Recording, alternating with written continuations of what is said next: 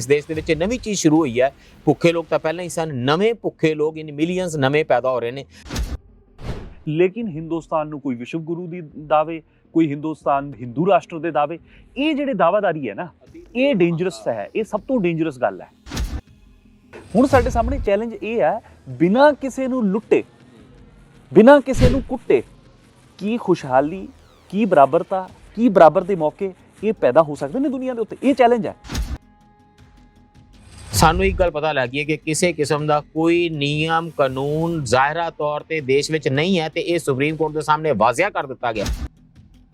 Steel ਮਿਲ worker ਸਾਡੇ ਖੇਤਾਂ ਦੇ ਵਿੱਚ ਮਜ਼ਦੂਰ, ਇਹ ਨੇਸ਼ਨ ਬਿਲਡਿੰਗ ਕਰ ਰਿਹਾ, ਸਾਡਾ ਡੈਮ ਬਣਾਉਂਦਾ ਮਜ਼ਦੂਰ, ਉਹ ਸਾਡਾ ਮਜ਼ਦੂਰ ਤੇ ਉਹਦਾ ਜੀਵਨ ਮਿੱਟੀ ਵਿੱਚ ਬੀਤ ਜਾਂਦਾ। ਤੁਸੀਂ ਉਸ ਨੂੰ ਬੈਠ ਕੇ ਜੇ ਸਮਝਾਉਣ ਲੱਗੋ ਕਿ ਸਾਡੇ ਡੈਮੋਕ੍ਰੈਟਿਕ ਇੰਸਟੀਟਿਊਸ਼ਨਸ ਕਿੰਨੇ ਸਟਰੋਂਗ ਨੇ, ਤਾਂ ਡੈਮੋਕ੍ਰੇਸੀ ਦੇ ਮਾਇਨੇ ਉੱਥੇ ਤੱਕ ਨਹੀਂ ਪਹੁੰਚਦੇ। ਉਹਦੇ ਜੀਵਨ ਦੇ ਵਿੱਚ ਡੈਮੋਕ੍ਰੇਸੀ ਫਰਕ ਨਹੀਂ ਲਿਆ ਰਹੀ ਹੈ। ਸਟੇਟ ਉਸ ਵੇਲੇ ਮੇਰੀ ਬਾਹ ਫੜੇਗੀ ਕਿ ਨਹੀਂ ਫੜੇਗੀ ਆ ਕੇ, ਜਿਸ ਵੇਲੇ ਕਰੋਨਾ ਨਾਲ ਮੇਰੇ ਪਰਿਵਾਰ ਦੇ ਲੋਕ ਲਾਸ਼ਾਂ ਵਿੱਚ ਬਦਲਦੇ ਜਾ ਰਹੇ ਹੋਣਗੇ, ਉਹ ਡੈਮੋਕ੍ਰੇਸੀ ਡਿਫਾਈਨ ਕਰਦਾ ਨੇ। ਅੱਜ ਤਾਂ ਅਸੀਂ ਜੁਮਲਾ ਕਹਿੰਦੇ ਆ 15 ਲੱਖ ਨੂੰ, ਪਰ ਜਿਸ ਦਿਨ ਉਹ 15,000 ਹਰ ਪਰਿਵਾਰ ਨੂੰ ਹਰ ਮਹੀਨੇ ਦੇਣ ਲੱਗ ਪਏਗਾ ਤਾਂ ਲੋਕ ਕਹਿਣਗੇ ਕਿ ਡੈਮੋਕ੍ਰੇਸੀ ਤਾਂ ਹੋਣਾ ਹੀ ਹੈ ਸਾਡੀਆਂ ਜ਼ਿੰਦਗੀਆਂ ਦੇ ਵਿੱਚ। ਇਹ ਡੈਮੋਕ੍ਰੇਸੀ ਦਾ ਓਵਰਆਲ ਜਿਹੜਾ ਦਾਇਰਾ ਹੈ ਉਹ ਇੱਥੋਂ ਤੱਕ ਹੈ ਕਿ ਸਰਕਾਰ ਜਿਹੀ ਜੀ ਬਣਦੀ ਹੈ ਉਹੀ ਡੈਮੋਕ੍ਰੇਸੀ ਹੁੰਦੀ ਹੈ। ਸਰਕਾਰ ਲੋਕਾਂ ਲਈ ਹੈ, ਲੋਕਾਂ ਨਹੀਂ ਜਾਂ ਇਹਦਾ ਕੋਈ ਹੋਰ ਦਾਇਰੇ ਵੀ ਨੇ। ਸਾਡੇ ਤਾਂ ਰੋਜ਼ ਲੜਾਈ ਪੈਂਦੀ ਹੈ ਇੱਥੇ। ਸਪੋਜ਼ ਕਰੋ ਗਵਰਨਰ ਤੇ ਚੀਫ ਮਿਨਿਸਟਰ ਦੀ ਲੜਾਈ ਪੈਂਦੀ ਹੈ। ਅਜੇ ਕੱਲ੍ਹ ਹੀ ਚੰਡੀਗੜ੍ਹ ਦੇ ਵਿੱਚ ਗਵਰਨਰ ਸਾਹਿਬ ਨੇ ਚਿੱਠੀ ਲਿਖਤੀ ਹੈ ਇੱਕ IPS ਅਫਸਰ ਨੂੰ ਹਟਾਉਣ ਲਈ। ਕੇਰਲਾ ਦੇ ਵਿੱਚ ਮਤਾ ਹੀ ਪਾਸ ਕਰਤਾ ਕਿ ਗਵਰਨਰ ਨੂੰ ਹਟਾਉਣਾ, ਚਾਂਸਲਰ ਯੂਨੀਵਰਸਿਟੀਆਂ ਦਾ ਨਹੀਂ ਲਾਉਣਾ। ਅਲੱਗ-ਅਲੱਗ ਜਗ੍ਹਾ ਲੜਾਈ ਰੋਜ਼ ਪੈਂਦੀ ਹੈ।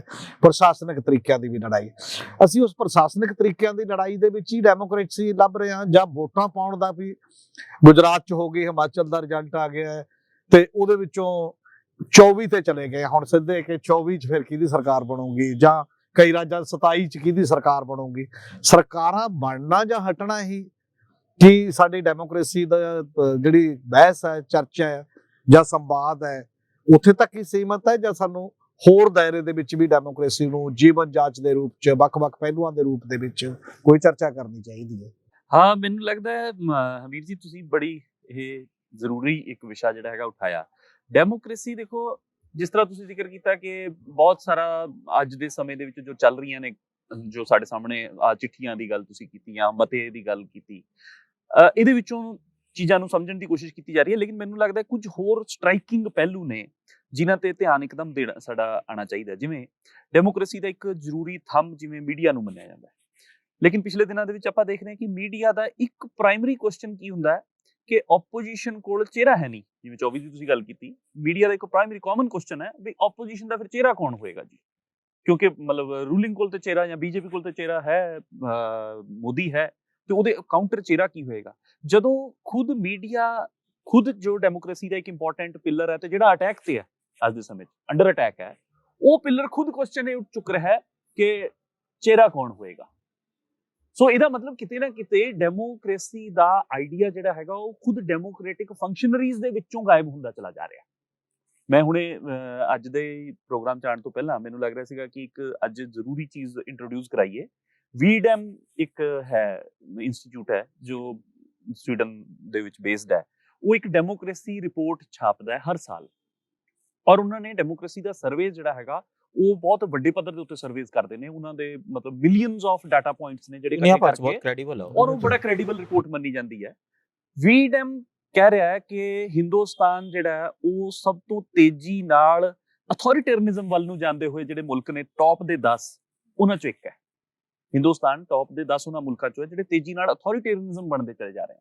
ਤੇ ਉਹਨਾਂ ਦਾ ਮੰਨਣਾ ਇਹ ਹੈ ਵੀ ਇਸ ਵੇਲੇ 2011 ਦੇ ਮੁਕਾਬਲੇ 2011 ਦੇ ਵਿੱਚ ਉਹ ਕਹਿੰਦੇ ਨੇ ਕਿ ਅੱਜ ਤੋਂ 10 ਸਾਲ ਪਹਿਲਾਂ ਉਹ ਕਹਿ ਰਹੇ ਨੇ ਕਿ ਸਿਰਫ ਤੇ ਸਿਰਫ ਦੁਨੀਆ ਦੀ 49% ਆਬਾਦੀ ਐਸੇ ਮੁਲਕਾਂ 'ਚ ਰਹਿ ਰਹੀ ਸੀ ਜਿੱਥੇ ਡਿਕਟੇਟਰਸ਼ਿਪ ਹੈ, ਲੇਕਿਨ ਅੱਜ 70% ਤੋਂ ਉੱਪਰ ਆਬਾਦੀ ਜਿਹੜੀ ਦੁਨੀਆ ਦੀ ਉਹ ਉਹਨਾਂ ਮੁਲਕਾਂ 'ਚ ਰਹਿ ਰਹੀ ਹੈ ਜਿੱਥੇ ਅਥੋਰੀਟੇਰੀਅਨਿਜ਼ਮ ਹੈ। ਇਹਦਾ ਮਤਲਬ ਦੁਨੀਆ ਪੱਧਰ ਦੇ ਉੱਤੇ ਅਥੋਰਿਟੀ ਜਾਂ ਕਹਿ ਲਓ ਅਥੋਰੀਟੇਰੀਅਨਿਜ਼ਮ ਇਹ ਵੱਡੇ ਪੱਧਰ ਦੇ ਉੱਤੇ ਲੋਕਾਂ ਦੇ ਉੱਤੇ ਹਾਵੀ ਹੋਇਆ। ਔਰ ਇਹਦੇ 'ਚ ਇੱਕ ਇੰਟਰਸਟਿੰਗ ਜਿਹੜਾ ਪਹਿਲੂ ਮੈਨੂੰ ਲੱਗਦਾ ਹੈ ਜਿਹੜੇ ਉੱਤੇ VDEM ਦੀ ਰਿਪੋਰਟ ਨੇ ਥੋੜਾ ਜਿਹਾ ਇਸ਼ਾਰਾ ਮਾਤਰ ਕੀਤਾ, ਉਹਨਾਂ ਨੇ ਕਿਹਾ ਚੇਂਜਿੰਗ ਨੇਚਰ ਹੋਊਗੀ ਅਥੋਰੀਟੇਰੀਅਨਿਜ਼ਮ ਦੀ, ਤਬਦੀਲ ਹੋ ਰਿਹਾ ਉਸਦੀ ਟਾਈਪ ਆਫ ਅਥੋਰੀਟੇਰੀਅਨਿਜ਼ਮ ਤਬਦੀਲ ਹੋ ਰਿਹਾ ਹੈ। ਇਹ ਜੋ ਟਾਈਪ ਆਫ ਅਥੋਰੀਟੇਰੀਅਨਿਜ਼ਮ ਤਬਦੀਲ ਹੋ ਰਿਹਾ, ਇਹਦੀ ਸਟਾਰਕਿੰਗ ਉਦਾਹਰਨ ਖੁਦ ਹਿੰਦੁਸਤਾਨ ਹੈ। ਤੁਸੀਂ ਦੇਖੋ ਹਿੰਦੁਸਤਾਨ ਦੇ ਵਿੱਚ ਅਥੋਰੀਟੇਰੀਅਨਿਜ਼ਮ ਦਾ, ਜਿਵੇਂ ਮੈਂ ਕਿਹਾ, ਮੀਡੀਆ ਖੁਦ ਸਵਾਲ ਕਰਦਾ ਹੈ ਕਿ ਬਈ ਚਿਹਰਾ ਕੌਣ ਹੋਏਗਾ। ਜਦਕਿ ਮੀਡੀਆ ਦਾ ਕੁਐਸਚਨ ਨਹੀਂ ਹੋਣਾ ਚਾਹੀਦਾ ਚਿਹਰਾ ਕੌਣ ਹੋਏਗਾ, ਸਗੋਂ ਮੀਡੀਆ ਨੂੰ ਇਸ ਗੱਲ ਨੂੰ ਕੁਐਸਚਨ ਕਰਨਾ ਚਾਹੀਦਾ ਕਿ ਚਿਹਰਾ ਕਿਉਂ। ਹਾਂ ਮਤਲਬ ਉਹ ਸਾਡਾ ਕੋਈ ਪ੍ਰੈਜ਼ੀਡੈਂਸ਼ੀਅਲ ਸਿਸਟਮ ਤੇ ਹੈ ਨਹੀਂ, ਸਾਡੀ ਇੱਕ ਮਤਲਬ ਵੱਖਰੇ ਕਿਸਮ ਦੀ ਡੈਮੋਕ੍ਰੈਟਿਕ ਸਿਸਟਮ ਹੈ, ਸਾਡਾ ਸੈਟਅਪ ਹੈ, ਸਾਡੇ ਇੱਕ ਕਹਿ ਲਓ ਲਿਬਰਲ ਡੈਮੋਕ੍ਰੇਸੀ ਦੇ ਤੌਰ ਦੇ ਉੱਤੇ ਅਸੀਂ ਜ਼ਿਆਦਾ ਜਾਣੇ ਜਾਂਦੇ ਹਾਂ। ਸੋ ਉਹਦੇ ਵਿੱਚ ਮੀਡੀਆ ਜਦੋਂ ਇਹ ਕੁਐਸਚਨ ਕਰਦਾ, ਇਹਦਾ ਮਤਲਬ ਸਾਡੇ ਆਪਣੇ ਅੰਦਰ ਡੈਮੋਕ੍ਰੇਸੀ ਦੇ ਅਗੇਂਸਟ ਕੋਈ ਚੀਜ਼ਾਂ ਜਿਹੜੀਆਂ ਨੇ ਉਹ ਕਲਟੀਵੇਟ ਹੋ ਰਹੀਆਂ ਨੇ, ਸਾਡੇ ਖੁਦ ਆਪਣੇ ਅੰਦਰ, ਸਾਡੀ ਮਾਨਸਿਕਤਾ 'ਚ, ਸਾਡੇ ਕਲਚਰ ਦੇ ਵਿੱਚ, ਸਾਡੀ ਖੁਦ ਸਰਜ਼ਮੀਨ ਦੇ ਉੱਤੇ। ਤੇ ਮੈਨੂੰ ਯਾਦ ਆਉਂਦਾ ਵੀ ਇੱਥੇ ਐਪਰੋਪ੍ਰੀਏਟ ਰਹੇਗਾ ਇੱਕ ਕਮੈਂਟ ਅੰਬੇਦਕਰ ਸਾਹਿਬ ਦਾ, ਜਦੋਂ ਉਹਨਾਂ ਨੇ ਕਨਸਟੀਟਿਊਸ਼ਨ ਹੈਂਡਓਵਰ ਕੀਤਾ ਹਿੰਦੁਸਤਾਨ ਦਾ। ਉਹ ਕਹਿੰਦੇ ਨੇ ਕਿ ਆਪਾਂ ਇੱਕ ਗੈਰ ਜਮਹੂਰੀ ਜ਼ਮੀਨ ਦੇ ਉੱਤੇ ਇੱਕ ਜਮਹੂਰੀ ਕਨਸਟੀਟਿਊਸ਼ਨ ਇੱਕ ਤਰ੍ਹਾਂ ਨਾਲ ਪਲਾਂਟ ਕਰ ਰਹੇ ਹਾਂ, ਇਹ ਪਲਮ ਪੁਡਿੰਗ ਦੀ ਤਰ੍ਹਾਂ ਉੱਤੇ ਅਸੀਂ ਉਸ ਨੂੰ ਇੰਸਟਾਲ ਕਰ ਰਹੇ ਹਾਂ। ਮੈਨੂੰ ਨਹੀਂ ਲੱਗਦਾ ਕਿ ਉਹ ਜਿਹੜੀ ਗੈਰ ਜਮਹੂਰੀ ਜ਼ਮੀਨ ਹੈਗੀ ਹੈ ਉਹ ਘਟੀ ਹੈ, ਬਲਕਿ ਮੈਨੂੰ ਲੱਗਦਾ ਹੈ ਕਿ ਪਿਛਲੇ 70 ਸਾਲਾਂ ਤੋਂ 75 ਸਾਲਾਂ ਤੋਂ ਬਲਕਿ ਸਰਕਾਰਾਂ ਨੇ ਲਗਾਤਾਰ ਉਸ ਗੈਰ ਜਮਹੂਰੀ ਜ਼ਮੀਨ ਨੂੰ ਹੋਰ ਜ਼ਿਆਦਾ ਗੈਰ ਜਮਹੂਰੀ ਬਣਾਉਣ ਵੱਲ ਨੂੰ ਜ਼ੋਰ ਲਗਾਇਆ ਹੈ। ਜਿੰਨੀ ਕਿ ਨੈਚੁਰਲ ਡੈਮੋਕ੍ਰੇਟਾਈਜੇਸ਼ਨ ਸੋਸਾਇਟੀ ਦੀ ਹੋਣੀ ਹੁੰਦੀ ਹੈ ਉਹ ਜ਼ਰੂਰ ਦਿਖਦੀ ਹੈ, ਜਿਹੜੀ ਮਜਬੂਰੀ ਦੇ ਵਿੱਚ ਜਿਹੜੀ ਮਾਰਕੀਟ ਦੀ ਆਪਣੀ ਲੋੜ ਸੀਗੀ ਉਨੀ ਹੋਈ ਹੈ। ਜਿਹੜਾ ਇੱਕ ਵਿਸ਼ੇਸ਼ ਐਫਰਟ ਹਿੰਦੁਸਤਾਨ ਦੇ ਮਾਨਸਿਕਤਾ ਨੂੰ, ਕਲਚਰ ਨੂੰ, ਸਾਡੀ ਸੁਸਾਇਟੀ ਦੀ ਰਹਿਣੀ ਬਹਿਣੀ ਨੂੰ ਜਿਹੜਾ ਡੈਮੋਕ੍ਰੇਟਾਈਜ਼ ਕਰਨ ਦਾ ਜਿਹੜਾ ਕੰਮ ਸੀਗਾ, ਉਹ ਮੈਨੂੰ ਲੱਗਦਾ ਸ਼ਾਰਟ ਹੈ। ਉਹਦੇ 'ਚ ਮੈਨੂੰ ਲੱਗਦਾ ਸਰਕਾਰਾਂ ਨੇ ਵਿਸ਼ੇਸ਼ ਐਫਰਟ ਨਹੀਂ ਪੁੱਟ ਕੀਤਾ, ਬਲਕਿ ਉਹਦੇ ਅਗੇਂਸਟ ਐਫਰਟ ਪੁੱਟ ਕੀਤਾ, ਤਾਂ ਕਿ ਉਹਨਾਂ ਦੇ ਜਿਹੜੇ ਤਰੀਕਾਕਾਰੀ ਹੈ, ਉਹਨਾਂ ਦੀ ਇਲੈਕਟੋਰਲ ਜਿਹੜੀ ਪੋਲਿਟਿਕਸ ਹੈ ਉਹ ਚੱਲਦੀ ਰਹਿ ਸਕੇ। ਇਹਦੇ ਵਾਸਤੇ ਉਹਨਾਂ ਨੇ ਸੁਸਾਇਟੀ ਨੂੰ ਮੋਰ ਐਂਡ ਮੋਰ ਅਨਡੈਮੋਕ੍ਰੇਟਾਈਜ਼ ਕੀਤਾ ਹੈ, ਮਾਨਸਿਕ ਤੌਰ ਦੇ ਉੱਤੇ ਅਨਡੈਮੋਕ੍ਰੇਟਾਈਜ਼ ਕੀਤਾ ਹੈ। ਹਾਲਾਂਕਿ ਇਹ ਵੀ ਹੈ ਕਿ ਇਹਦੇ ਤੇ ਡਿਬੇਟ ਵੀ ਬੜੀ ਹੋਈ ਹੈ, ਬਹਿਸ ਵੀ ਬੜੀ ਹੋਈ ਹੈ, ਡੈਮੋਕ੍ਰੇਸੀ ਕੀ ਹੋਵੇ, ਡੈਮੋਕ੍ਰੇਸੀ ਕੀ ਕੇਵਲ ਪੋਲੀਟੀਕਲ ਡੈਮੋਕ੍ਰੇਸੀ ਹੀ ਆਪਣੇ ਆਪ 'ਚ ਡੈਮੋਕ੍ਰੇਸੀ ਦਾ ਪੂਰਨ ਰੂਪ ਮੰਨਿਆ ਜਾਏਗਾ। ਅੱਜ ਜਦੋਂ ਯੂਐਨਓ ਦੀ ਉਹ ਡਿਬੇਟ ਹੋ ਰਹੀ ਸੀ ਜਿਹਦੇ 'ਚ ਜਿਹੜਾ ਕੰਪਰੀਹੈਂਸਿਵ ਡੈਕਲੇਰੇਸ਼ਨ, ਹਿਊਮਨ ਰਾਈਟਸ ਦਾ ਡੈਕਲੇਰੇਸ਼ਨ ਮੰਨਿਆ ਗਿਆ, ਤਾਂ ਉਦੋਂ ਚੁਟਕਲੇ ਵੀ ਬਣਦੇ ਰਹੇ ਨਾ ਕਿ ਵੈਸਟ ਦੇ ਵਿੱਚ ਤਾਂ ਜੀ ਤੁਹਾਨੂੰ ਆਜ਼ਾਦੀ ਹੈ ਬੋਲਣ ਦੀ, ਹਾਲਾਂਕਿ ਸ਼ਬਦ ਹੀ ਵਰਤਦੇ ਰਹੇ, ਭੌਂਕਣ ਦੀ ਆਜ਼ਾਦੀ ਹੈ, ਚਾਹੇ ਖਾਣ ਨੂੰ ਮਿਲੇ ਨਾ ਮਿਲੇ, ਬਾਕੀ ਚੀਜ਼ਾਂ ਹੋਣ। ਤੇ ਦੂਜੇ ਲੈਫਟ ਵਾਲੇ ਸਾਈਡ ਨੂੰ ਕਹਿੰਦੇ ਰਹੇ ਵੀ ਖਾ ਪੀ ਕੇ ਪਿੰਜਰੇ 'ਚ ਬੰਦ ਕਰਨ ਦੀ ਆਜ਼ਾਦੀ ਹੈ, ਤੁਹਾਨੂੰ ਇਹ ਕਹਿਣ ਦੀ ਆਜ਼ਾਦੀ ਨਹੀਂ ਹੈ ਇਸ ਪਾਸੇ। ਇਸ ਲਈ ਇੱਕ ਤਾਂ ਡੈਮੋਕ੍ਰੇਸੀ ਬਾਰੇ ਮੈਨੂੰ ਲੱਗਦਾ ਓਵਰਆਲ ਜਿਹੜੀ ਧਾਰਨਾ ਹੈ ਉਹ ਤਾਂ ਡਿਬੇਟੇਬਲ ਹੀ ਹੈ ਹੀ ਹੈ ਕਿ ਕੀ ਜਿਹੜਾ ਪਰ ਜਦੋਂ ਅਸੀਂ ਮਾਰਕੀਟ ਦੇ ਦੌਰ 'ਚ ਆ ਤੇ ਜਦੋਂ ਇਹ ਕਹਿੰਦੇ ਨੇ ਵੀ ਹਰ ਚੀਜ਼ ਦੀ ਪਸੰਦ ਹੈ, ਜਿੱਥੋਂ ਮਰਜ਼ੀ ਖਰੀਦੋ, ਜੋ ਮਰਜ਼ੀ ਕਰੋ, ਜੋ ਮਰਜ਼ੀ, ਤਾਂ ਇਹ ਤਾਂ ਵਧਣੀ ਚਾਹੀਦੀ ਸੀ ਡੈਮੋਕ੍ਰੇਸੀ। ਔਰ ਡੈਮੋਕ੍ਰੇਸੀ ਤਾਂ ਜੇ ਉਸ ਲਿਹਾਜ਼ ਨਾਲ ਆਪਾਂ ਗੱਲ ਕਰਦੇ ਹਾਂ ਕਿ ਬੰਦਿਆਂ ਨੂੰ ਲੀਡਰਾਂ ਦੀ ਪਸੰਦ ਜਾਂ ਬਾਕੀ ਪਸੰਦ ਵੀ ਹੋਣੀ ਚਾਹੀਦੀ ਹੈ, ਇਕਨੋਮੀ 'ਚ ਵੀ ਫਿਰ ਡਾਇਵਰਸਿਟੀ ਚਾਹੀਦੀ ਸੀ, ਬਾਕੀ ਜਗ੍ਹਾ ਵੀ ਚਾਹੀਦੀ ਸੀ, ਵੰਨ-ਸੁਵੰਨਤਾ ਦੀ ਵੀ ਸਮਝ ਜ਼ਿਆਦਾ ਆਉਣੀ ਚਾਹੀਦੀ ਸੀ। ਜਦੋਂ ਚੁਆਇਸ ਸਾਡੇ ਕੋਲ ਹੈ ਤਾਂ ਦੂਜੇ ਪਾਸੇ ਕਿਉਂ ਜਾ ਰਹੀ ਹੈ ਫਿਰ ਇਹ ਅਨਡੈਮੋਕ੍ਰੈਟਿਕ ਐਟੀਟਿਊਡ ਵੱਲ ਨੂੰ ਜਾਂ ਅਥਾਰਟੇਰੀਅਨ ਸਿਸਟਮ ਵੱਲ ਨੂੰ? ਉਹਨੂੰ ਅਸੀਂ ਪ੍ਰਵਾਨ ਵੀ ਕਰ ਰਹੇ ਹਾਂ ਤੇ ਕਿਉਂ ਪ੍ਰਵਾਨ ਕਰ ਰਹੇ ਹਾਂ ਇਸ ਮਾਮਲੇ 'ਚ? ਮੈਨੂੰ ਲੱਗਦਾ ਕਮਲ ਜੀ ਤਰ੍ਹਾਂ ਨੇ ਜਿਹੜੀ ਗੱਲ ਕੀਤੀ ਨਾ, ਲਾਰਜਲੀ ਇੱਕ ਤਾਂ ਸੁਪਰ ਸਟਰਕਚਰ ਹੈ ਡੈਮੋਕ੍ਰੇਸੀ ਦਾ, ਜਿਹੜਾ ਇੱਕ ਇੰਸਟੀਟਿਊਸ਼ਨਲ ਸਟਰਕਚਰ ਹੈ ਜਿਹਦੇ ਵਿੱਚ ਹਿੰਦੁਸਤਾਨ ਨੇ ਆਪਣੀਆਂ ਬੜੀਆਂ ਅਚੀਵਮੈਂਟਸ ਗਿਣਾਈਆਂ ਨੇ। ਅਸੀਂ ਕਨਸਟੀਟਿਊਸ਼ਨ ਨੂੰ ਇੱਕ ਅਚੀਵਮੈਂਟ ਮੰਨਦੇ ਹਾਂ, ਜਿਨ੍ਹਾਂ ਢੰਗ ਤਰੀਕਿਆਂ ਦੇ ਨਾਲ ਇੱਕ ਅੱਧੀ ਸਦੀ ਤੋਂ ਵੀ ਵੱਧ ਇਸ ਦੇਸ਼ ਦੇ ਵਿੱਚ ਡੈਮੋਕ੍ਰੈਟਿਕ ਇੰਸਟੀਟਿਊਸ਼ਨਸ ਕੰਮ ਕਰਦੇ ਰਹੇ ਨੇ, ਉਸ ਨੂੰ ਇੱਕ ਅਚੀਵਮੈਂਟ ਦੇ ਤੌਰ ਦੇ ਉੱਤੇ ਬਾਰ-ਬਾਰ ਦੇਖਿਆ ਜਾਂਦਾ ਰਿਹਾ।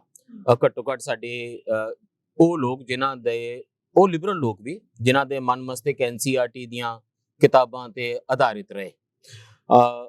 ਇੱਕ ਹੋਰ ਜਿਹੜਾ ਵਡੇਰਾ ਸਵਾਲ ਹੈ, ਔਰ ਉਹ ਡਿਬੇਟ ਬੜੇ ਐਬਸਟਰੂਸ ਹੋ ਜਾਂਦੇ ਨੇ, ਮੈਂ ਇਸ ਕਰਕੇ ਉਹਨਾਂ ਵਿੱਚ ਨਹੀਂ ਜਾਣਾ ਚਾਹ ਰਿਹਾ, ਕਿਉਂਕਿ ਜਿਸ ਵੇਲੇ ਕਨਸਟੀਟਿਊਐਂਟ ਅਸੈਂਬਲੀ ਆਪਣੇ ਆਖਰੀ ਮਰਹਲੇ ਦੇ ਵਿੱਚ ਵੀ ਸੀ, ਉਸ ਵੇਲੇ ਵੀ ਅੰਬੇਦਕਰ ਨੂੰ ਇੱਕ ਲੰਬੀ ਗੁਫ਼ਤਗੂ ਇਹਦੇ ਤੇ ਕਰਨੀ ਪੈਂਦੀ ਹੈ ਕਿ ਮੈਂ ਰਿਪਬਲਿਕ ਦੇ ਨਾਲ ਡੈਮੋਕ੍ਰੈਟਿਕ ਵਰਡ ਕਿਉਂ ਲਗਾਉਣਾ, ਕਿ ਹਿੰਦੁਸਤਾਨ ਇੱਕ ਰਿਪਬਲਿਕ ਅਜੇ ਨਹੀਂ ਹੈ, ਅਸੀਂ ਅਜੇ ਇੱਕ ਕਨਸਟੀਟਿਊਸ਼ਨਲ ਡੈਮੋਕ੍ਰੈਟਿਕ ਰਿਪਬਲਿਕ ਹਾਂ।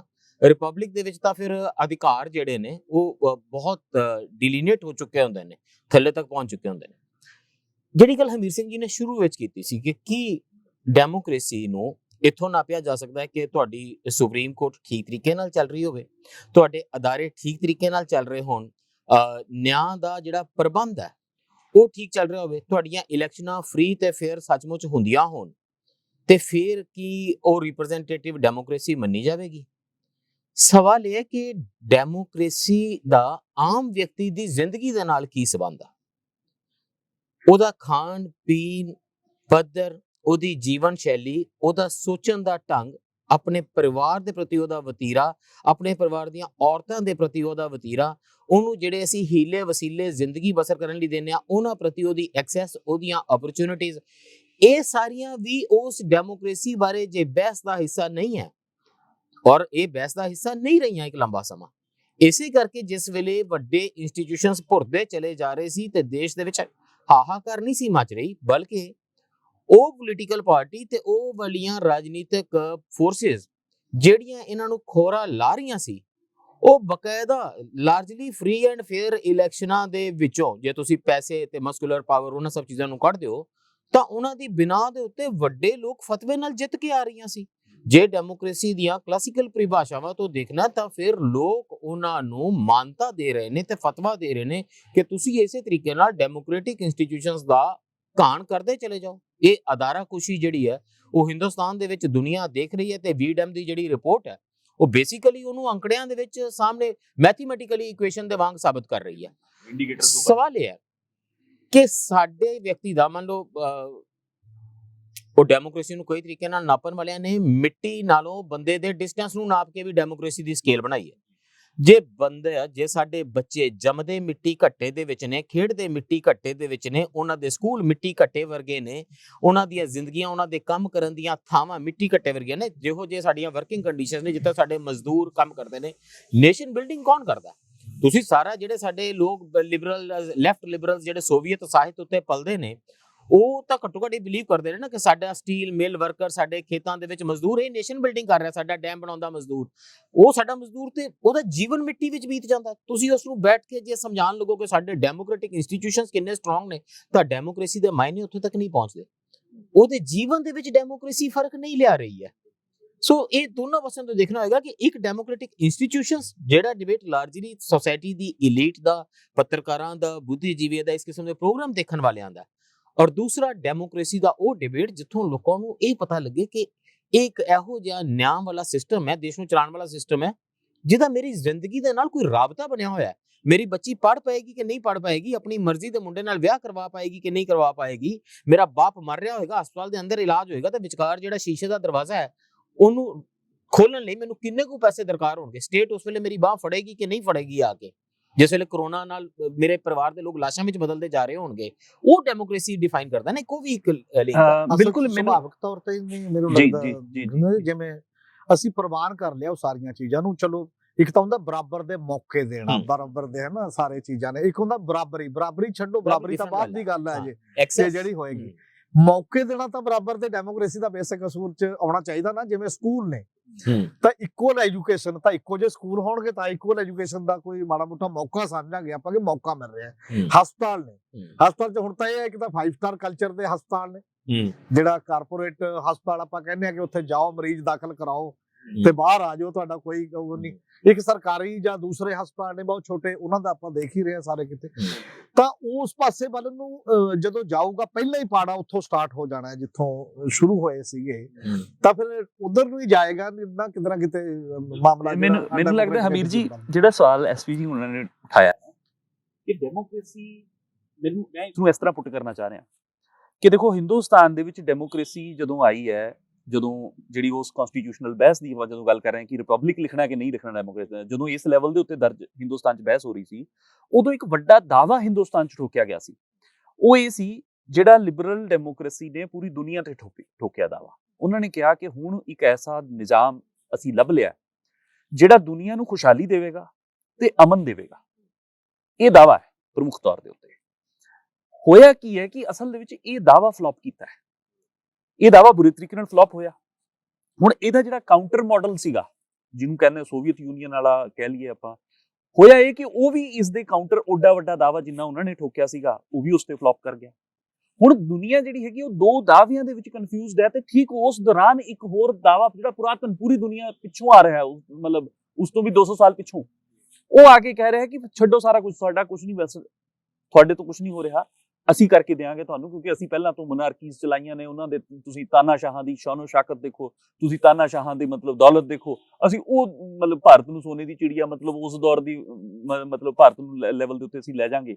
ਇਹ ਸਭ ਸੁਪਨੇ ਜਿਹੜੇ ਨੇ ਉਹ ਨਵੇਂ ਸਿਰੇ ਤੋਂ ਦਿਖਾ ਕੇ ਉਹ ਅਥਾਰਟੇਰੀਅਨਿਜ਼ਮ ਜਾਂ ਮਤਲਬ ਪਾਸਟ ਦੀਆਂ ਉਹ ਜਿਹੜੀਆਂ ਤਾਕਤਾਂ ਨੇ, ਜਿਹੜੀਆਂ ਬੀਤੇ ਦੀਆਂ ਤਾਕਤਾਂ ਨੇ, ਜਿਨ੍ਹਾਂ ਨੂੰ ਰੱਦ ਕੀਤਾ ਸੀ ਹਿਊਮੈਨਿਟੀ ਨੇ, ਉਹ ਤਾਕਤਾਂ ਦੁਬਾਰਾ ਆਪਣੇ ਦਾਅਵਾ ਠੋਕ ਰਹੀਆਂ ਨੇ। ਸੋ ਮੈਨੂੰ ਲੱਗਦਾ ਹੈ ਕਿ ਆਪਾਂ ਇਸ ਜੰਕਚਰ ਤੇ ਪਹੁੰਚ ਗਏ ਹਾਂ ਜਦੋਂ ਹਿੰਦੁਸਤਾਨ ਦੇ ਲੋਕਾਂ ਨੇ, ਜਦੋਂ ਪੂਰੀ ਦੁਨੀਆ ਦੇ ਲੋਕਾਂ ਨੇ, ਸਗੋਂ ਜੋ ਵੀਡਮ ਦੀ ਰਿਪੋਰਟ ਦੇਖ ਰਹੀ ਹੈ ਤਾਂ ਆਪਾਂ ਕਹਿੰਦੇ ਦੁਨੀਆ ਦੇ ਲੋਕਾਂ ਨੇ ਦੇ ਵਾਸਤੇ ਕੁਐਸਚਨ ਬਣ ਚੁੱਕਿਆ। 70% ਦੁਨੀਆ ਦੇ ਲੋਕ ਇਸ ਵੇਲੇ ਡਿਕਟੇਟਰਸ਼ਿਪ ਦੇ ਥੱਲੇ ਰਹਿ ਰਹੇ ਨੇ। ਸੋ ਹੁਣ ਦੁਨੀਆ ਦੇ ਲੋਕਾਂ ਨੇ ਇਹ ਤੈਅ ਕਰਨਾ ਹੈ ਕਿ ਇਹਨਾਂ ਤਿੰਨਾਂ ਦੇ ਵਿੱਚੋਂ ਕੀ ਨੈਕਸਟ ਹੈ, ਰਸਤਾ ਕੀ ਹੈ। ਮੈਂ ਨਹੀਂ ਕਹਿ ਰਿਹਾ ਕਿ ਜਸਟ ਹੁਣ ਉਹ ਟਿਕ ਮਾਰਕ ਵਾਲਾ ਗੱਲ ਰਹੇਗੀ ਵੀ ਆਹ ਵਾਲਾ ਮਾਡਲ ਤੇ ਟਿਕ ਲਾਉਣੇ ਹੋ ਕਿ ਦੂਜੇ ਤੇ ਕਿ ਤੀਜੇ ਤੇ। ਹੁਣ ਇੱਕ ਰੀ ਇਨਵੈਂਸ਼ਨ ਜਿਹੜੀ ਹੈਗੀ ਹੈ, ਇਹ ਉਹਦਾ ਦੌਰ ਮੈਨੂੰ ਲੱਗਦਾ ਚੱਲ ਰਿਹਾ ਹੈ। ਤੇ ਇਸ ਦੇ ਵਿੱਚੋਂ ਸਾਨੂੰ ਜ਼ਰੂਰ ਇਹ ਗੱਲਾਂ ਵੀ ਮਾਰਕ ਕਰ ਲੈਣੀ ਚਾਹੀਦੀਆਂ ਨੇ ਕਿ ਹਰੇਕ ਨੂੰ ਬਰਾਬਰ ਦੇ ਮੌਕੇ, ਹਰੇਕ ਨੂੰ ਜੋ ਸਾਇੰਸ ਦੀਆਂ ਵਿਗਿਆਨ ਦੀਆਂ ਲੱਭਤਾਂ ਨੇ ਉਹ ਹਰੇਕ ਦੇ ਪਹੁੰਚ ਦੇ ਵਿੱਚ ਹੁਣ ਇਹ ਬਿਲਕੁਲ ਹੋਣਾ ਚਾਹੀਦਾ। ਲੇਕਿਨ ਮੈਂ ਇਹ ਕਹਿਣਾ ਕਿ ਸਿਰਫ ਇੰਨੇ ਨਾਲ ਵੀ ਨਹੀਂ ਗੱਲ ਚੱਲਣੀ, ਕਿਉਂਕਿ ਕਈ ਵਾਰ ਵੱਡੇ ਤਾਨਾਸ਼ਾਹ ਐਸੇ ਨੇ ਜਿਹੜੇ ਆਪਣੇ ਮੁਲਕ ਦੇ ਲੋਕਾਂ ਨੂੰ ਕਾਈਂਡ ਆਫ ਬ੍ਰਾਈਬ ਕਰਕੇ ਦੂਜੇ ਲੋਕਾਂ ਦੇ ਉੱਤੇ ਜ਼ੁਲਮ ਢਾਉਂਦੇ ਰਹੇ ਨੇ। ਮਤਲਬ ਵੈਸਟ ਦੇ ਵਿੱਚ ਜੇ ਬਜ਼ੁਰਗਾਂ ਨੂੰ ਪੈਨਸ਼ਨ ਮਿਲਦੀ ਰਹੀ ਹੈ ਤਾਂ ਉਹ ਇਸ ਕਰਕੇ ਵੀ ਮਿਲਦੀ ਰਹੀ ਹੈ ਕਿ ਬੜੇ ਲੰਬੇ ਸਮੇਂ ਤੱਕ ਉਹ ਜਿਹੜੇ ਮਤਲਬ ਗਲੋਬਲ ਰਿਚ ਹੈ ਉਹ ਗਲੋਬਲ ਪੂਅਰ ਨੂੰ ਲੁੱਟਦਾ ਰਿਹਾ। ਸੋ ਇਸ ਕਰਕੇ ਵੀ ਉਹਨਾਂ ਨੂੰ ਉਹ ਆਪਣੇ ਲੋਕਾਂ ਨੂੰ ਫੈਸਿਲਿਟੀ ਦਿੰਦੇ ਰਹੇ ਨੇ। ਹੁਣ ਸਾਡੇ ਸਾਹਮਣੇ ਚੈਲੰਜ ਇਹ ਹੈ, ਬਿਨਾਂ ਕਿਸੇ ਨੂੰ ਲੁੱਟੇ, ਬਿਨਾਂ ਕਿਸੇ ਨੂੰ ਕੁੱਟੇ ਕੀ ਖੁਸ਼ਹਾਲੀ, ਕੀ ਬਰਾਬਰਤਾ, ਕੀ ਬਰਾਬਰ ਦੇ ਮੌਕੇ ਇਹ ਪੈਦਾ ਹੋ ਸਕਦੇ ਨੇ ਦੁਨੀਆ ਦੇ ਉੱਤੇ। ਇਹ ਚੈਲੰਜ ਹੈ। ਕਿਸੇ ਨੂੰ ਲੁੱਟ ਕੇ ਤੇ ਕੁੱਟ ਕੇ ਤੁਸੀਂ ਜੇ ਮੰਨ ਲਓ ਆਪਣੀ ਦੁਨੀਆ ਇੱਕ ਹਿੱਸੇ ਨੂੰ ਕੋਈ ਮਤਲਬ ਮੌਕੇ ਦੇਣੇ ਵੀ ਨੇ ਜਾਂ ਕੋਈ ਖੁਸ਼ਹਾਲੀ ਦੇਣੀ ਵੀ ਹੈ, ਤੇ ਉਹ ਹੁਣ ਖੁਸ਼ਹਾਲੀ ਪੂਰੀ ਦੁਨੀਆ ਜਿਹੜੀ ਗੱਲ ਮੰਨੀ ਜਾਂਦੀ ਸੀ ਨਾ ਕਿ ਜੇ ਕਿਸੇ ਇੱਕ ਜਗ੍ਹਾ ਦੇ ਉੱਤੇ ਵੀ ਲੁੱਟ ਰਹੇਗੀ, ਇੱਕ ਜਗ੍ਹਾ ਤੇ ਵੀ ਜੰਗ ਰਹੇਗੀ ਤਾਂ ਪੂਰੀ ਦੁਨੀਆ ਚੈਨ ਨਾਲ ਨਹੀਂ ਸੋ ਸਕਦੀ। ਉਹ ਗੱਲ ਜਿਹੜੀ ਹੈਗੀ ਆ ਉਹ ਕਿਤੇ ਨਾ ਕਿਤੇ ਵੀਡੀਐਮ ਦੀਆਂ ਰਿਪੋਰਟਾਂ ਜਾਂ ਹੋਰ ਰਿਪੋਰਟਾਂ ਜਿਹੜੀਆਂ ਆ ਰਹੀਆਂ ਨੇ ਇਹ ਉਸੇ ਗੱਲ ਦੀ ਤਸਦੀਕ ਮਤਲਬ ਇੱਕ ਤਰ੍ਹਾਂ ਨਾਲ ਉਹ ਕਰ ਰਹੀਆਂ ਨੇ, ਉਸੇ ਗੱਲ ਨੂੰ ਆਪਾਂ ਕਹਿ ਲਓ ਤਸਦੀਕ ਦੇ ਵਿੱਚ ਜਾ ਰਹੀਆਂ ਨੇ ਉਸ ਦੀ। ਕਮਲਜੀਤ ਤੋਂ ਨਹੀਂ ਕਹਿ ਰਹੇ ਨੇ ਇਹ ਠੀਕ ਗੱਲ, ਜਿਵੇਂ ਕੀ ਇਹ ਜਿਹੜੇ ਦਾਅਵੇ ਕੀਤੇ ਜਾਂਦੇ ਨੇ ਉਹਨਾਂ 'ਚ ਇਨਬਿਲਟ ਹੀ ਨਹੀਂ ਪਿਆ ਕਿ ਜਾਣਾ ਹੀ ਉਧਰ ਨੂੰ ਹੈ। ਸਪੋਜ਼ ਕਰੋ ਜੇ ਐਜ ਏ ਮਿਸਾਲ ਆਪਾਂ ਗੱਲ ਕਰੀਏ, ਇੱਕ ਤਾਂ ਸਟਰਕਚਰਲ ਚੀਜ਼ ਹੈ, ਐਡਮਿਨਿਸਟ੍ਰੇਟਿਵ ਐਂਗਲ ਹੈ। ਮੰਨ ਲਓ ਕਨਸਟੀਟਿਊਸ਼ਨ ਹੈ ਸਾਡਾ, ਇਹ ਉਦੋਂ ਤੋਂ ਇੱਕ ਕੁਐਸਚਨ ਖੜਾ ਹੋ ਰਿਹਾ ਕਿ ਉਹ ਯੂਨਿਟਰੀ ਨੇਚਰ ਦਾ ਕਨਸਟੀਟਿਊਸ਼ਨ ਹੈ ਸਾਡੇ, ਜਿਹੜਾ ਉਹ ਫੈਡਰਲ ਸਟਰਕਚਰ ਸੈਂਟਰਲ ਵਾਲੇ ਪਾਸੇ ਨੂੰ, ਹਾਂ ਉਧਰ ਨੂੰ ਝੁਕਾਅ ਹੈ ਉਹਦਾ, ਔਰ ਚਲਦੇ ਚਲਦੇ ਪ੍ਰੈਕਟਿਸ ਚੋਂ ਝੁਕਾਅ ਸਗੋਂ ਵੱਧਦਾ ਜਾ ਰਿਹਾ, ਮਤਲਬ ਉਹਦੇ ਤੋਂ ਘਟਿਆ ਨਹੀਂ ਹੈ। ਇਸੇ ਲਈ ਘੱਟ ਗਿਣਤੀਆਂ ਦਾ ਆਪਣਾ ਰੌਲਾ ਹੈ, ਵੱਖ-ਵੱਖ ਲੋਕਾਂ ਦਾ, ਕਲਚਰ ਦਾ, ਸੱਭਿਆਚਾਰ ਦਾ, ਬਨਸਵੰਨਤਾ ਦਾ ਆਪਣਾ। ਇਸੇ ਤਰ੍ਹਾਂ ਜਿਹੜਾ ਦੂਸਰਾ ਮਾਡਲ ਸੀਗਾ ਉਹਦੇ ਵਿੱਚ ਵੀ ਇਹੀ ਸੀਗਾ ਕਿ ਇੱਕੋ ਹੀ ਪਛਾਣ ਹੈ, ਬਸ ਇਹ ਗਰੀਬੀ ਅਮੀਰੀ ਆਪਾਂ ਮੇਜਰ ਪਛਾਣ ਮੰਨੋ, ਉਹਦੇ ਤੇ ਆਪਾਂ ਕਰੋ, ਇੱਕ ਵਾਰ ਇਹਨੂੰ ਠੀਕ ਕਰੋ ਫਿਰ ਆਪਾਂ ਬਾਕੀ ਦੀਆਂ ਨਲੀਫਾਈ ਕਰ ਦਿਓ, ਜਾਂ ਦੂਸਰੀ ਪੋਲਿਟਿਕਸ ਨੂੰ, ਦੂਸਰੇ ਆਈਡੀਏ ਨੂੰ, ਦੂਸਰੇ ਬਾਕੀ ਸਾਰੇ ਚੀਜ਼ਾਂ ਨੂੰ। ਜੇ ਉਹ ਇਨਬਿਲਟ ਉਹ ਚੀਜ਼ਾਂ 'ਚ ਉਹ ਪਿਆ ਤਾਂ ਜਿਹੜਾ ਤੁਸੀਂ ਕਹਿ ਰਹੇ ਹੋ ਕਿ ਕੀ ਰੀਅਲ ਬਰਾਬਰੀ ਦਾ ਕੋਈ ਸਿਸਟਮ ਹੋ ਸਕਦਾ ਜਾਂ ਨਹੀਂ ਹੋ ਸਕਦਾ ਜਾਂ ਬਾਕੀ ਹੈ, ਤਾਂ ਇਹਦਾ ਮਤਲਬ ਜਿਹੜੀ ਚੀਜ਼ ਉੱਥੇ ਗਰਾਊਂਡ ਤੇ ਦਿਖਾਈ ਦੇਗੀ ਦੁਨੀਆ ਨੂੰ ਕਿ ਆਹ ਫਾਲਟ ਸੀਗੇ, ਉਹਨਾਂ ਨੂੰ ਉਹਨਾਂ ਦੀ ਨਿਸ਼ਾਨਦੇਹੀ ਕਰਨੀ ਪਏਗੀ। ਉਹਨਾਂ ਦੀ ਨਿਸ਼ਾਨਦੇਹੀ ਕਰਕੇ ਫਿਰ ਨਵੇਂ ਸਿਰੋਂ ਇੱਕ ਜਿਹੜਾ ਢਾਂਚਾ ਵੀ ਪ੍ਰਸ਼ਾਸਨਿਕ ਢਾਂਚੇ ਦੇ ਰੂਪ ਚ ਵੀ ਉਹ ਤਾਂ ਹੈਗਾ ਐਡਮਿਨਿਸਟ੍ਰੇਸ਼ਨ ਦਾ ਢਾਂਚਾ ਕਿ ਲੋਕਲ ਪਿੰਡ ਨੂੰ ਕੀ ਅਧਿਕਾਰ ਨੇ, ਅੱਗੇ ਕੀ ਨੇ, ਅੱਗੇ ਫਿਰ ਲੋਕਾਂ ਨੂੰ ਜਿਹੜੀ ਡਿਸੀਜਨ ਮੇਕਿੰਗ ਪ੍ਰੋਸੈਸ ਚ ਕੋਈ ਹਿੱਸੇਦਾਰੀ ਮਿਲ ਸਕਦੀ ਹੈ, ਅਸੀਂ ਪਾਰਟਿਸਿਪੇਸ਼ਨ ਹੋ ਸਕਦੀ ਹੈ ਕਿਸੇ ਤਰੀਕੇ ਅਸੀਂ ਬਹੁਤ ਉਹ ਕਿਵੇਂ ਹੋਵੇ। ਅਸੀਂ ਬਹਿਸ ਦੀ ਗੁਰਬਤ ਨੂੰ ਉਸ ਵੇਲੇ ਦੇਖਿਆ ਜਿਸ ਵੇਲੇ ਇਸ ਸਵਾਲ ਦੇ ਨਾਲ ਆਜ਼ਾਦੀ ਦੇ 50 ਸਾਲ ਪੂਰੇ ਹੋਣ ਤੇ ਇਸ ਦੇਸ਼ ਨੇ ਸੱਚਮੁੱਚ ਦਸਤਪੰਜਾ ਲਿਆ ਤੇ ਲਾਰਜਲੀ ਹਿੰਦੁਸਤਾਨ ਦੇ ਸਾਰੇ ਕਨਸਟੀਟਿਊਸ਼ਨ ਨੂੰ ਰਿਵਿਊ ਕਰਨ ਲਈ ਇੱਕ ਕਮਿਸ਼ਨ ਬਣਾਇਆ ਗਿਆ ਜਸਟਿਸ ਵੈਂਕਟਜਲੀਆ ਵਾਲਾ, ਤੇ ਉਹਦੀ ਜਿਹੜੀ ਰਿਪੋਰਟ ਹੈ ਉਹ ਮਤਲਬ ਇੰਨੀ ਅਫਸੋਸਨਾਕ ਹੈ ਕਿ ਜੇ ਕੋਈ ਦੇਸ਼ ਆਪਣੇ ਪੂਰੇ ਸੰਵਿਧਾਨ ਨੂੰ ਰਿਵਿਊ ਕਰਦਾ ਹੈ ਤਾਂ ਮਤਲਬ ਇੰਟੈਲੈਕਚੁਅਲ ਬੈਂਕਰਪਸੀ ਦਾ ਉਹ ਨਮੂਨਾ ਰਹੀ ਰਿਪੋਰਟ। ਹਮੀਰ ਜੀ ਹੁਣ ਲਗਭਗ ਉਹੀ ਆਲਮੋਸਟ ਸਵਾਲ ਉਠਾ ਰਹੇ ਨੇ ਕਿ ਕੀ ਜੇ ਡਿਵਾਈਸ ਹੀ ਤੁਹਾਡਾ ਜਿਹੜਾ ਇਸ ਨੂੰ ਠੀਕ ਕਰਨ ਲਈ ਸੀ, ਜੇ ਡਿਵਾਈਸ ਹੀ ਉਹ ਪ੍ਰੋਬਲਮੈਟਿਕ ਹੈ ਤਾਂ ਫਿਰ ਕੀ ਵਾਪਸ ਉੱਥੇ ਜਾਣ ਦੀ, ਉਸ ਨੂੰ ਮੁੜ ਤੋਂ ਵਿਉਂਤਬੱਧੀ ਕਰਨ ਦੀ, ਮੁੜ ਤੋਂ ਘੋਖਣ ਦੀ, ਕਿੱਥੇ ਗਲਤ ਗਏ, ਕਿਉਂ ਗਲਤ ਗਏ, ਇਹਦੀ ਲੋੜ ਆ। ਮੁਸ਼ਕਿਲ ਇਹ ਹੈ ਵੀਡੈਮ ਦਾ ਇੰਸਟੀਚਿਊਟ ਵੀ ਜਿਸ ਵੇਲੇ ਬਾਰ-ਬਾਰ ਡੈਮੋਕ੍ਰੇਸੀ ਦੀ ਗੱਲ ਕਰਦਾ ਤਾਂ ਉਹ ਉਹਨਾਂ ਡੈਮੋਕ੍ਰੇਸੀਜ਼ ਬਾਰੇ ਉਸਨੇ ਬੜਾ ਸਪਸ਼ਟ ਰੂਪ ਦੇ ਵਿੱਚ ਕਿਹਾ ਜਿੱਥੇ ਉਹ ਡਿਕਟੇਟਰਸ਼ਿਪ ਦੇ ਰੂਪ ਵਿੱਚ ਤਬਦੀਲ ਹੁੰਦੀ ਆ ਰਹੀ ਹੈ। ਸਾਡੇ ਗੁਆਂਢ ਪਾਕਿਸਤਾਨ ਦੀ ਡੈਮੋਕ੍ਰੇਸੀ ਨੂੰ ਅਸੀਂ ਟੈਂਕਾਂ ਥੱਲੇ ਬਾਰ-ਬਾਰ ਮਧੋਲਦਿਆਂ ਦੇਖਿਆ। ਹੁਣ ਇਹਨਾਂ ਨਵੇਂ ਮਾਡਰਨ ਸਮਿਆਂ ਵਿੱਚ ਜਿੱਥੇ ਦੁਨੀਆ ਭੂਗੋਲਿਕ ਤੌਰ ਦੇ ਉੱਤੇ ਜੁੜੀ ਵੀ ਹੋਈ ਹੈ, ਜਿੱਥੇ ਟੈਕਨੋਲੋਜੀ ਦਾ ਤੇ ਆਧੁਨਿਕਤਾ ਦਾ ਇੱਕ ਪਸਾਰਾ ਵੀ ਹੈ, ਉੱਥੇ ਡੈਮੋਕ੍ਰੇਸੀਜ਼ ਨੇ ਕਿਸੇ ਫੌਜੀ ਰਾਜ ਪਲਟੇ ਰਾਹੀਂ ਜਾਂ ਕੋਈ ਡਿਕਟੇਟਰ ਆ ਜਾਏਗਾ ਇਸ ਤਰੀਕੇ ਨਾਲ ਨਹੀਂ ਖਤਮ ਹੋਣਾ। ਡੈਮੋਕ੍ਰੇਸੀਜ਼ ਨੇ ਆਹਿਸਤਾ ਆਪਣੇ ਆਪ ਨੂੰ ਖਾਣਾ ਸ਼ੁਰੂ ਕੀਤਾ ਹੋਇਆ। They are feeding upon itself, system is feeding upon itself. ਹੁਣ ਅਸੀਂ ਇੱਕ ਇਹੋ ਜਿਹੇ ਹਾਈਬ੍ਰਿਡ ਨਿਜ਼ਾਮ ਦੇ ਵਿੱਚ ਰਹਿ ਰਹੇ ਹਾਂ ਜਿਹਦੇ ਕੁਝ ਹਿੱਸੇ ਜਿਹੜੇ ਪਬਲਿਕ ਇੰਟਰਫੇਸ ਦੇ ਨੇ ਉਹ ਤਾਂ ਡੈਮੋਕ੍ਰੈਟਿਕ ਨੇ, ਪਰ ਉਹ ਜਦੋਂ ਫੰਕਸ਼ਨ ਕਰਦਾ ਤਾਂ ਇੱਕ ਆਟੋਕ੍ਰੈਟਿਕ ਤਰੀਕੇ ਦੇ ਨਾਲ ਫੰਕਸ਼ਨ ਕਰ ਰਿਹਾ। ਜਿਸ ਸੰਵਿਧਾਨ ਦੇ ਸੈਂਟਰਲਾਈਜ਼ਡ ਵਾਲੇ ਪਾਸੇ ਨੂੰ ਟਿਲਟ ਦੀ ਹਮੀਰ ਸਿੰਘ ਜੀ ਨੇ ਗੱਲ ਕੀਤੀ ਹੈ, ਉਹਦੇ ਵਿੱਚ ਟਿਲਟ ਤਾਂ ਇਹੀ ਹੈ ਨਾ ਕਿ ਜੀ ਸੈਂਟਰ ਦਾ ਕਾਨੂੰਨ ਉਹਦੇ 'ਚ ਅਪਰ ਹੈਂਡ ਲੈਂਦਾ ਹੈ, ਜਾਂ ਕਨਕਰੈਂਟ ਲਿਸਟ ਨੂੰ ਹੋਰ ਸ਼ਰਿੰਕ ਕੀਤਾ ਜਾ ਰਿਹਾ ਹੈ, ਜਾਂ ਜਿਹੜੀਆਂ ਸਟੇਟਾਂ ਦੇ ਅਧਿਕਾਰ ਨੇ ਉਹਨਾਂ ਨੂੰ ਆਲਮੋਸਟ ਕਨਕਰੈਂਟ ਬਣਾਇਆ ਜਾ ਰਿਹਾ ਹੈ, ਜਾਂ ਸੈਂਟਰ ਕਨਕਰੈਂਟ ਨੂੰ ਜਾ ਸੈਂਟਰ ਰਿਹਾ ਹੈ। ਲਿਸਟ 'ਚ ਤੁਹਾਡੇ ਹਰ ਮੁਹੱਲੇ ਦਾ SHO ਹੁਣ ਅਮਿਤ ਸ਼ਾਹ ਨੇ ਅਪਾਇੰਟ ਕਰ ਦਿੱਤਾ ਹੈ। ਜਦੋਂ ਉਹਨੇ NIA ਬਣਾ ਦਿੱਤੀ ਹੈ ਤੇ NIA ਨੇ ਹਰ ਸਟੇਟ ਦੇ ਵਿੱਚ ਆਪਣੇ ਚੈਪਟਰ ਖੋਲ ਦਿੱਤੇ ਨੇ। ਪੰਜਾਬ ਦੇ ਵਿੱਚ ਕੋਈ ਵੀ ਮੇਜਰ ਕ੍ਰਾਈਮ ਦਾ ਕੇਸ ਹੋਏਗਾ ਤਾਂ ਝੱਟ NIA ਦੀ ਟੀਮ ਲੈ ਜਾਏਗੀ।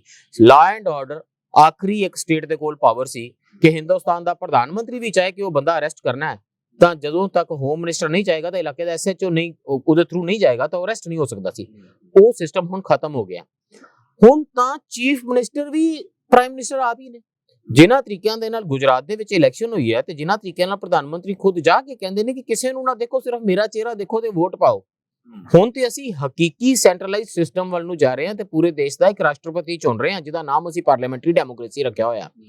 ਸਵਾਲ ਇਹ ਹੈ ਕਿ ਕੀ ਅਸੀਂ, ਔਰ ਇਹ ਬੜਾ ਗੰਭੀਰ ਸਵਾਲ ਦੁਨੀਆ ਦੇ ਵਿੱਚ ਡਿਸਕਸ ਹੋ ਰਿਹਾ ਹੈ ਕਿ ਡੈਮੋਕ੍ਰੇਸੀ ਨੇ, ਔਰ ਖਾਸ ਤੌਰ ਤੇ ਪਾਰਲੀਮੈਂਟਰੀ ਡੈਮੋਕ੍ਰੇਸੀ ਨੇ, ਜੇ ਲੋਕਾਂ ਦੀਆਂ ਮੁੱਢਲੀਆਂ ਲੋੜਾਂ ਵੀ ਦਹਾਕਿਆਂ ਦੇ ਵਿੱਚ ਪੂਰੀਆਂ ਨਹੀਂ ਕੀਤੀਆਂ ਤੇ ਉਹ ਸਿਸਟਮ ਨਹੀਂ ਚਲਾ ਸਕੇ, ਤਾਂ ਕੀ ਹਾਈਬ੍ਰਿਡ ਡੈਮੋਕ੍ਰੇਸੀ ਕੋਈ ਬਿਹਤਰ ਕੰਮ ਕਰ ਦੇਗੀ? ਲੋਕ ਚੀਨ ਦੀ ਐਗਜ਼ਾਮਪਲ ਦਿੰਦੇ ਨੇ ਤੇ ਕਹਿੰਦੇ ਨੇ ਆਲਮੋਸਟ ਆਟੋਕ੍ਰੈਟਿਕ ਡੈਮੋਕ੍ਰੇਸੀ ਜਿਹੜੀ ਚੀਨ ਨੇ ਬਣਾ ਰੱਖੀ ਹੈ, ਉਹਦੇ ਵਿੱਚ ਜਿਹੜੀ ਡਿਸੀਜਨ ਮੇਕਿੰਗ ਆ ਉਹ ਇੰਨੀ ਫਲਾਲੈਸ ਹੈ ਜੀ। ਤੇ ਲੁੱਕ ਐਟ ਦਾ ਨੰਬਰਸ ਕਿ ਉਹ ਕਿੰਨੇ ਮਿਲੀਅਨਸ ਨੂੰ ਉਹਨਾਂ ਨੇ ਪਾਵਰਟੀ ਦੇ ਵਿੱਚੋਂ ਕੱਢ ਦਿੱਤਾ ਹੈ। ਤੇ ਸਾਡੇ ਕੰਟਰੀ ਦੇ ਵਿੱਚ ਰੈਂਕ ਪਾਵਰਟੀ ਜਿਹੜੀ ਹੈ ਉਹ ਹੁਣ ਦੁਬਾਰਾ ਤੋਂ ਇਨਕਰੀਜ਼ ਹੋ ਰਹੀ ਹੈ। ਉਤਸਾ ਪਟਨਾਇਕ ਤੇ ਪੀ ਸਾਈਨਾਥ ਦਾ ਕੰਮ ਇਹ ਦਿਖਾ ਰਿਹਾ ਹੈ ਕਿ ਸਾਡੇ ਨਿਊ ਹੰਗਰੀ ਮਿਲੀਅਨਸ ਅਸੀਂ ਪੈਦਾ ਕਰ ਰਹੇ ਹਾਂ। ਇਸ ਦੇਸ਼ ਦੇ ਵਿੱਚ ਨਵੀਂ ਚੀਜ਼ ਸ਼ੁਰੂ ਹੋਈ ਹੈ।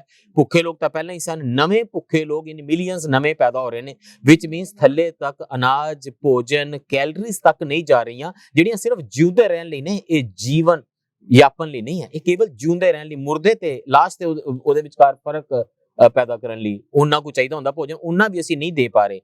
ਤਾਂ ਫਿਰ ਦੇਸ਼ ਉਹਨਾਂ ਲੋਕਾਂ ਦੀ ਗੱਲ ਸੁਣਨਾ ਸ਼ੁਰੂ ਕਰ ਦਿੰਦਾ ਜਿਹੜਾ ਕਹਿੰਦਾ ਇਹਨਾਂ ਦੀ ਨਾ ਸੁਣੋ, ਇਹ ਲੈਫਟ ਲਿਬਰਲ ਪਤਾ ਨਹੀਂ ਡੈਮੋਕ੍ਰੇਸੀ ਤੇ ਕਨਸਟੀਟਿਊਸ਼ਨ ਦੇ ਪਾਠ ਪੜਾ ਤੁਹਾਨੂੰ ਬੇਵਕੂਫ ਬਣਾ ਦੇਣੇ। ਮੈਂ ਤੁਹਾਨੂੰ ਰੈਸ਼ਨ ਦਾ ਥੈਲਾ ਭੇਜ ਰਿਹਾ। ਕੱਲ ਨੂੰ ਜਿਵੇਂ ਤੁਸੀਂ ਕਿਹਾ ਵੀ ਉਹ ਮੰਨ ਲਓ ਅਫਰੀਕਨ ਕੰਟੀਨੈਂਟ ਦੀ ਜਾਂ ਸਾਊਥ ਏਸ਼ੀਆ ਦੀ ਲੁੱਟ ਕਰਕੇ ਜਿਹੜੇ ਸੋਸ਼ਲ ਸਿਕਿਉਰਿਟੀ ਦਿੰਦੇ ਰਹੇ ਨੇ ਆਪਣੇ ਮੁਲਕਾਂ ਦੇ ਵਿੱਚ, ਚਾਹੇ ਉਹ ਯੂਰਪ ਦੇ ਰਿਚ ਦੇਸ਼ ਹੋਣ ਤੇ ਚਾਹੇ ਅਮਰੀਕਾ ਹੋਵੇ, ਤੇ ਕੱਲ ਨੂੰ ਕਿਸੇ ਵੀ ਤਾਕਤਵਰ ਸਰਕਾਰ ਲਈ ਇਸ ਕਿਸਮ ਦੇ ਕਾਰਪੋਰੇਟਾਈਜ਼ਡ ਘਰਾਣਿਆਂ ਦੇ ਵਿੱਚ ਸੈਂਟਰਲ, ਜਿੱਥੇ ਕੈਪੀਟਲ ਦੀ ਇੰਨੀ ਸੈਂਟਰਲਾਈਜੇਸ਼ਨ ਹੋ ਜਾਏ, ਵੈਲਥ ਦੀ, ਐਸੈਟ ਐਕੂਮੂਲੇਸ਼ਨ ਦੀ, ਤਾਂ ਉਹ ਸਾਰਿਆਂ ਨੂੰ ਯੂਨੀਵਰਸਲ ਬੇਸਿਕ ਇਨਕਮ ਵੀ ਦੇ ਸਕੇਗਾ। ਤੇ ਜਿਸ ਦਿਨ ਉਹ ਲਿਆ ਆਏਗਾ ਕਿ ਹਰ ਵਿਅਕਤੀ ਨੂੰ, ਅੱਜ ਤਾਂ ਅਸੀਂ ਜੁਮਲਾ ਕਹਿੰਦੇ ਆ 15 ਲੱਖ ਨੂੰ, ਪਰ ਜਿਸ ਦਿਨ ਉਹ 15,000 ਹਰ ਪਰਿਵਾਰ ਨੂੰ ਹਰ ਮਹੀਨੇ ਦੇਣ ਲੱਗ ਪਏਗਾ ਤੇ ਲੋਕ ਕਹਿਣਗੇ ਕਿ ਡੈਮੋਕ੍ਰੇਸੀ ਦਾ ਹੋਣਾ ਹੀ ਹੈ ਸਾਡੀਆਂ ਜ਼ਿੰਦਗੀਆਂ ਦੇ ਵਿੱਚ। ਸਾਡੇ ਵਰਗੇ ਲੋਕਾਂ ਦੀ ਆਵਾਜ਼ ਪਰ ਇੱਕ ਹੋਰ ਗੱਲ ਵੀ ਹੈ ਨਾਲ ਇਹਦੇ, ਕੀ ਅਸੀਂ ਉਸ ਖਤਰੇ ਤੇ ਖੜੇ ਵੀ ਆ ਨਾ, ਉਦੋਂ ਵੱਡਾ ਕ੍ਰਾਈਸਿਸ ਸਾਹਮਣੇ ਹੈ, ਚਾਹੇ ਉਹ ਅਥਾਰਟੇਰੀਅਨ ਚਾਹੇ ਡੈਮੋਕ੍ਰੇਸੀ, ਉਹ ਤਾਂ ਸਭ ਦੇ ਸਾਹਮਣੇ ਆ ਰਿਹਾ ਹੈ। ਨੈਚੁਰਲ ਡਿਜ਼ਾਸਟਰ ਦਾ, এনवायरमेंटल ਕ੍ਰਾਈਸਿਸ ਦਾ ਜਿਹੜਾ ਐਗਜ਼ਿਸਟੈਂਸ ਦਾ ਕੁਐਸਚਨ ਹੈ, ਔਰ ਉਹ ਐਗਜ਼ਿਸਟੈਂਸ ਦਾ ਕੁਐਸਚਨ ਐਡਰੈਸ ਤਾਂ ਦੋਨਾਂ ਪਾਸਿਆਂ ਤੋਂ ਨਹੀਂ ਅਜੇ ਹੋ ਰਿਹਾ ਨਾ, ਜਿਸ ਵੀ ਲੈਵਲ ਤੇ ਹੈ। ਔਰ ਇੱਕ ਡਿਸਪੈਰਿਟੀ ਦਾ ਸਭ ਦਾ ਮੈਂ ਪੜ੍ਹ ਰਿਹਾ ਸੀ $45 ਟ੍ਰਿਲੀਅਨ 100 ਈਅਰ ਚ ਜਿਹੜੇ ਬ੍ਰਿਟਸ ਮਤਲਬ ਉਹਦੇ ਬਰਾਬਰ ਦੇ ਲੁੱਟ ਲੈ ਗਏ ਉਸ ਸਾਰੇ ਮਾਮਲੇ ਚ। ਔਰ ਇਹ ਜਿਹੜੀ ਅਕਮੂਲੇਸ਼ਨ ਦੀ ਸਾਈਡ ਹੈ ਡਿਵੈਲਪਡ ਦੇਸ਼ਾਂ ਨੂੰ ਦੂਜੇ ਦੇਸ਼ਾਂ ਚੋਂ, ਫਿਰ ਉਸ ਦੇਸ਼ ਦੇ ਅੰਦਰ ਮਤਲਬ ਕੁਝ ਖਾਸ ਮਨੋਪੋਲੀ ਨੂੰ ਅੰਦਰ ਉਦੋਂ ਤੋਂ ਅੱਗੇ ਤੋਂ ਅੱਗੇ ਜਿਹੜਾ ਚੱਲਦਾ ਜਾਂਦਾ। ਜੇ ਇਕਨੋਮਿਕ ਮਾਡਲ ਸੇਮ ਹੀ ਬਚੇਗਾ ਰਹੇਗਾ, ਮਤਲਬ ਇਕਨੋਮਿਕ ਮਾਡਲ ਉਸੇ ਤਰੀਕੇ ਦਾ ਚੱਲਦਾ ਜਿਵੇਂ ਚੱਲ ਰਿਹਾ ਹੁਣ, ਤਾਂ ਕੀ ਜਿਹੜੀ ਪੋਲੀਟੀਕਲ ਜਾਂ ਸੋਸ਼ਲ ਜਿਹੜੀ ਡੈਮੋਕ੍ਰੇਸੀ ਦੀ ਅਸੀਂ ਗੱਲ ਕਰਦੇ ਹਾਂ, ਜਿਹਦੇ ਚ ਲੋਕਾਂ ਦੀ ਪਾਵਰਮੈਂਟ ਦੀ ਗੱਲ ਕਰਦੇ ਹਾਂ ਜਾਂ ਹੋਰ ਹੈ, ਉਹ ਕਿਵੇਂ ਸੰਭਵ ਹੋਏਗੀ? ਕਾਫੀ ਬੜਾ ਕੁਐਸਚਨ ਜਿਹੜਾ ਲਗਾਤਾਰ ਆ ਹੀ ਰਿਹਾ।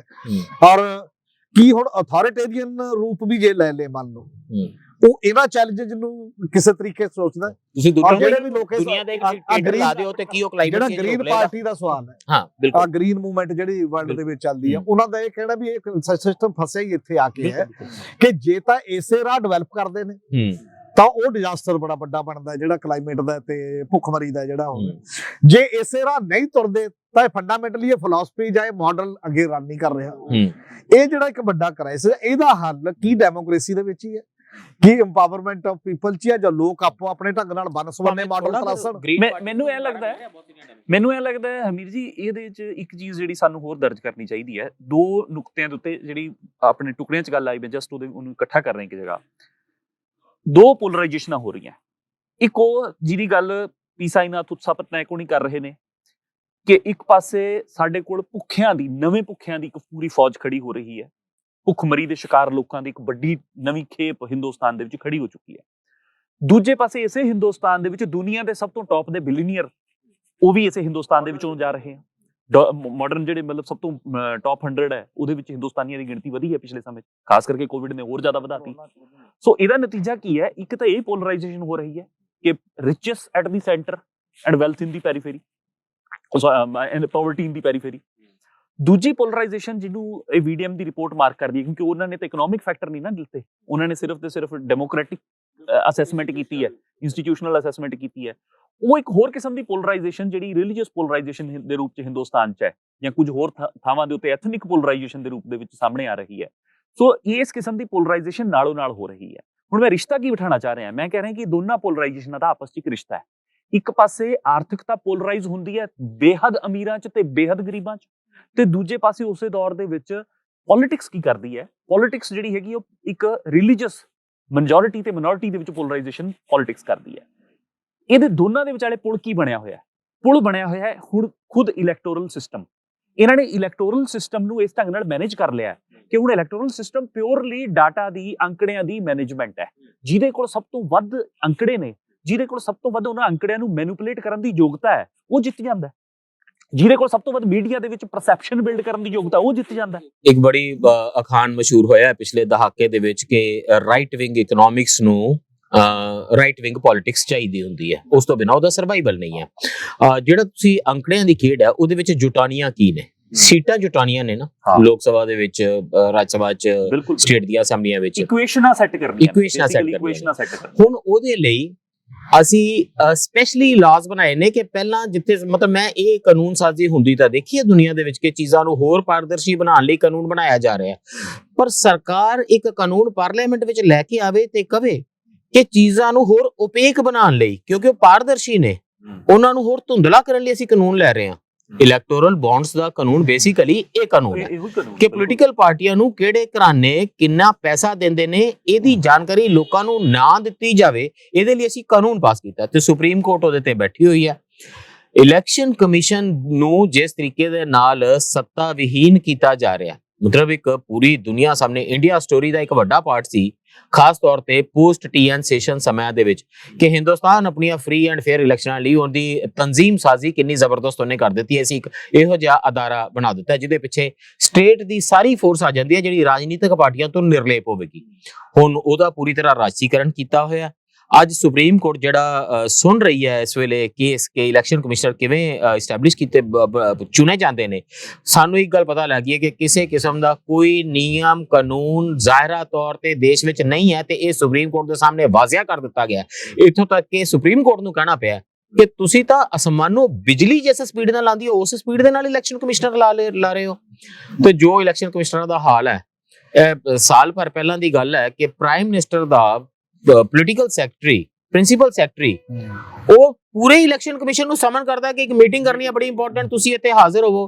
ਤੁਸੀਂ ਸੋਚ ਕੇ ਦੇਖੋ, ਚੀਫ ਇਲੈਕਸ਼ਨ ਕਮਿਸ਼ਨਰ ਜਿਹੜਾ ਵਾਰੰਟ ਆਫ ਪ੍ਰੈਸੀਡੈਂਸ ਹੁੰਦਾ ਹਿੰਦੁਸਤਾਨ ਦਾ, ਕਿ ਸਭ ਤੋਂ ਨੰਬਰ 1 ਤੇ ਕੌਣ ਹੈ, ਰਾਸ਼ਟਰਪਤੀ ਹੈ, ਦੂਜੇ ਨੰਬਰ ਤੇ ਪ੍ਰਧਾਨ ਮੰਤਰੀ ਬੈਠੇਗਾ, ਉਹਦੇ ਵਿੱਚ ਉਹ 9ਵੇਂ ਨੰਬਰ ਤੇ ਆਂਦਾ। Principal secretary to prime minister 23ਵੇਂ ਨੰਬਰ ਤੇ ਆਂਦਾ ਤੇ 23ਵੇਂ ਨੰਬਰ ਵਾਲਾ ਵਾਰੰਟ ਆਫ ਪ੍ਰੈਸੀਡੈਂਸ ਵਾਲਾ ਅਫਸਰ 9ਵੇਂ ਨੰਬਰ ਦੇ ਸਾਰੇ ਕਮਿਸ਼ਨ ਨੂੰ, ਜਿਹੜਾ ਕਿ ਕਨਸਟੀਟਿਊਸ਼ਨਲ ਅਥਾਰਟੀ ਹੈ, ਸੰਵਿਧਾਨਕ ਅਥਾਰਟੀ ਹੈ, ਉਸ ਨੂੰ ਉਹ ਸਾਮਨ ਕਰ ਰਿਹਾ।